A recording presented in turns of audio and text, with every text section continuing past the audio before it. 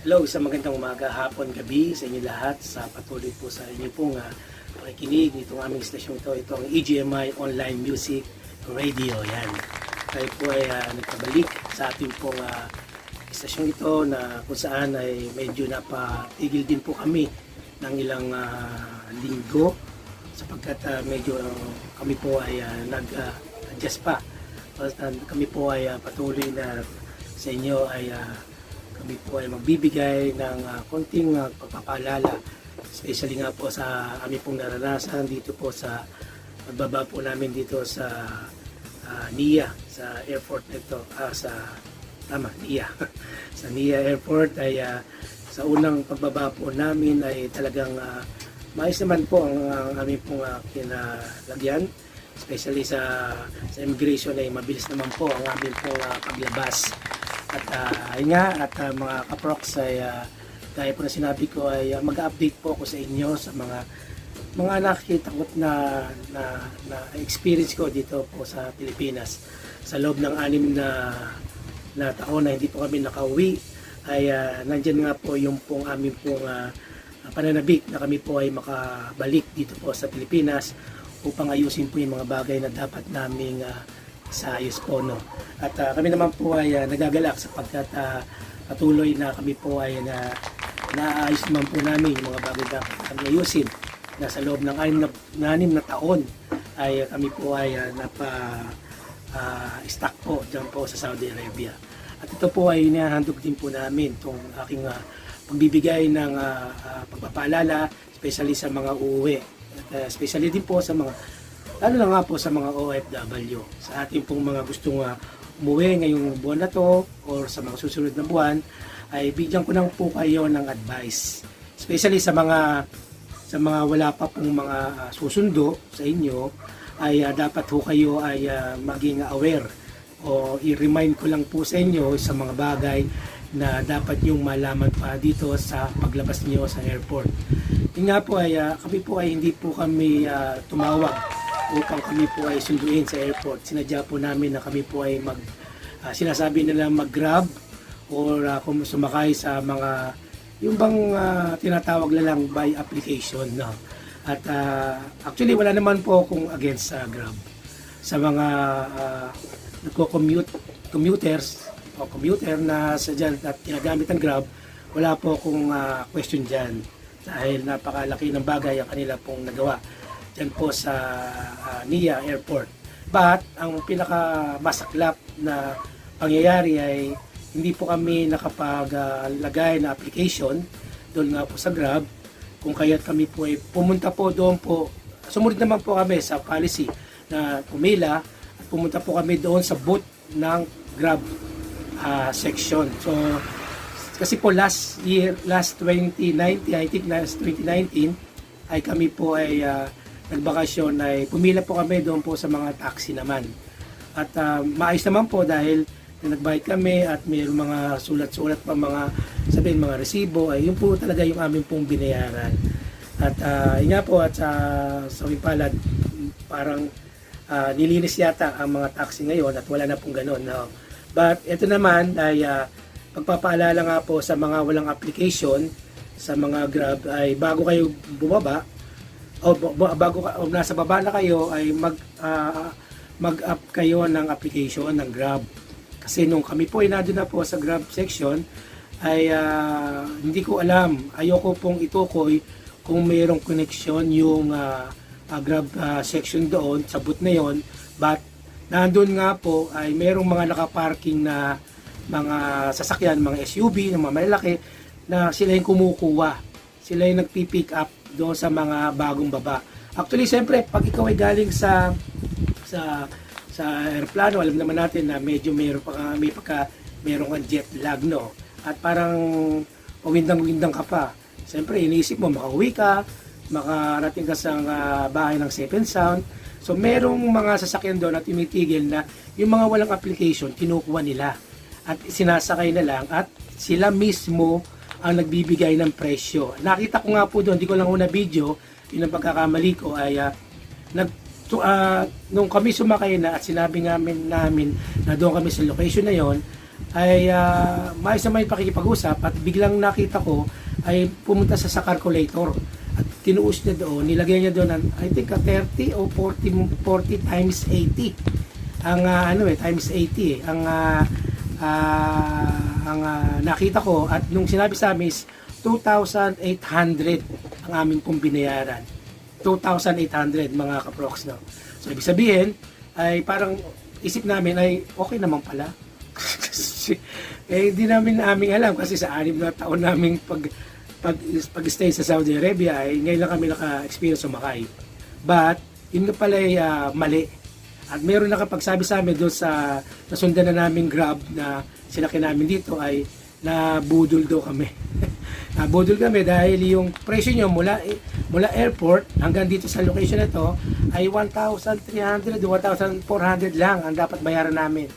Napakabait nyo magsalita yung driver na yon nasakyan namin kaysa siya daw ay galing sa Maldives ba yun? O naging OFW din po siya at napaka bulaklak ng kanya po mga salita. Kaya kayo ay sinasabi ko po sa inyo mga OFW, gaya ko, gaya natin na mga ngayong uuwi ngayong March ay mag-ingat po kayo. Mag-ingat po kayo sapagkat yung ginagawa nila ay panggugulang sa kapwa. At alam naman natin na hindi sila yayaman sa ganun eh.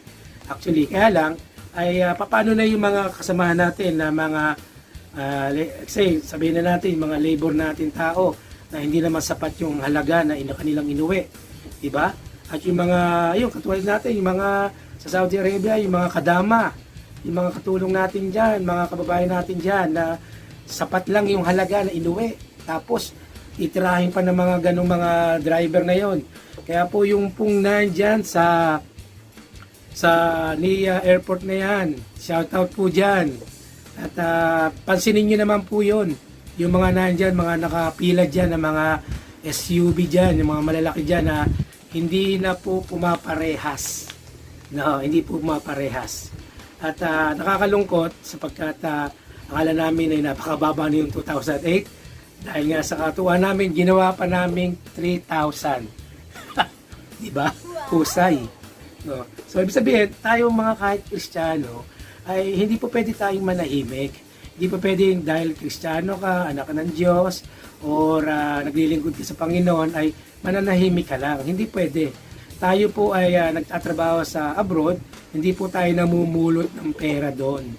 At kung sakali naman, natuwa naman tayo, ang mga naniniwala naman ako sa mga OFW na kapag kayo natuwa, ay binibigyan mo pa ng pasobra yung mga driver na yun, especially bagong dating ka.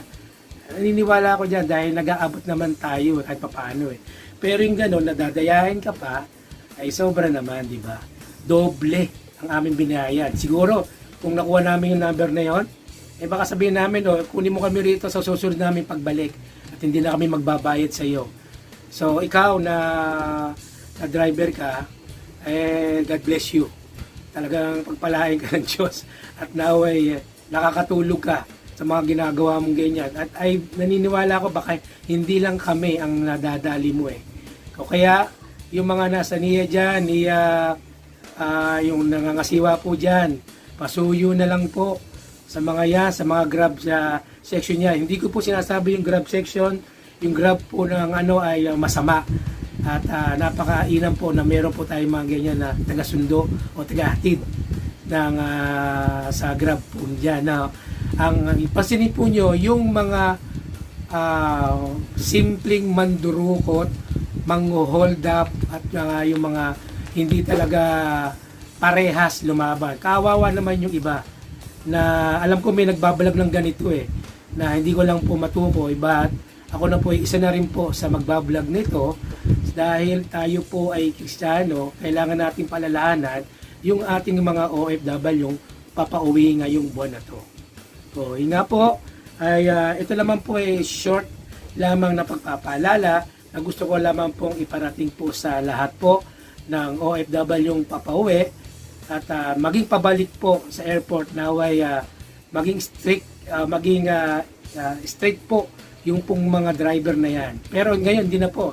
Kasi nakakasubok na po kami mag-Grab ay application ay nakikita na po namin yung presyo na amin pong babayaran at walang pakeme-keme na babayaran na po namin at walang pasobra.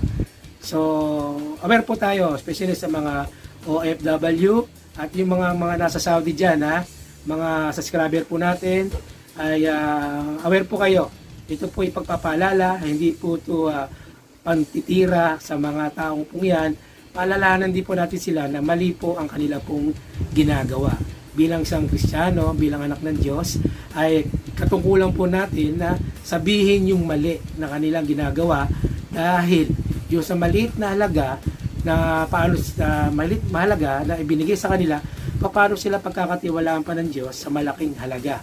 Kung ganoon sila hindi pumaparehas sa mga taong bumababa o hinahatid nila. Kaya good luck sa iyo, sa aming nasakyan sa iyo at God bless you. Pagpalain ka. Kaya ngayon mga kaproks, ito lang muna ang aking nais pong ipahatid sa inyo. At sa mga susunod po ay may mga topics po tayo na dapat po nating mapakinggan. At meron na po ako talagang, meron kayong mapapakinggan sa aking pong, sa aming pong YouTube na to, ay yung pong 95 years old na matanda na nabubuhay pa dyan po sa Laguna. At abangan nyo po yun at malapit na rin po namin itong i-release. At ngayon nga po, ay kami po ay actually ay nasa mainit na panahon ngayon. Kaya ingat din po tayo mga kaproks, lalo yung mga nandito na po, yung mga nagbabakasyon na mga galing ibang bansa, ay iba po ang panahon dito sa Pilipinas. Kung nasanay po tayo sa nating bansa, ay medyo iba po rito. Kaya ingat po tayo na inom ng tubig, pahinga sa lilim, at kung wala man tayong kakayanan ay magmol-mol muna. Palamig lang doon, at pag dating ng hapon ay uwi na. Yun lang talaga. So, yun. At maraming po salamat sa lahat po na tumatangkilik po ng EGMI Online Music Radio at ang EGMI Music po ay suportahan niyo po. At marami po salamat sa mga nagsusupport po sa aming pong istasyong ito. Patuloy po kami ngayong buwan na to ay magbibigay ng mga marami pong mga ating pong inyong pong mapapakinggan, at especially ay magkaroon po kayo ng aral at pulot na aral sa ating pong pag-uusapan pa. Maraming po salamat at sa lahat po ng sumusubaybay ng aming istasyong ito, lahat po ng inyong pong pinapanalangin at dinadasal ay ito po ay pugunin ng ating Diyos sa lahat. Kaya muli, ito po ang inyong pong si Prox Bench na muli ay pasamantala munang namamalam, at sa susunod po ay makita niyo muli ang wala naman po kayo iba makita kundi ako naman po So, yun lang po. Maraming salamat at sa inyo ang kapayapaan at ang kapahingahan sa ating Panginoon. Sa inyo lahat ang papuri sa Diyos ang papuri at parangal. Kaya ito ang EGMI Online Music Radio. Maraming salamat. God bless.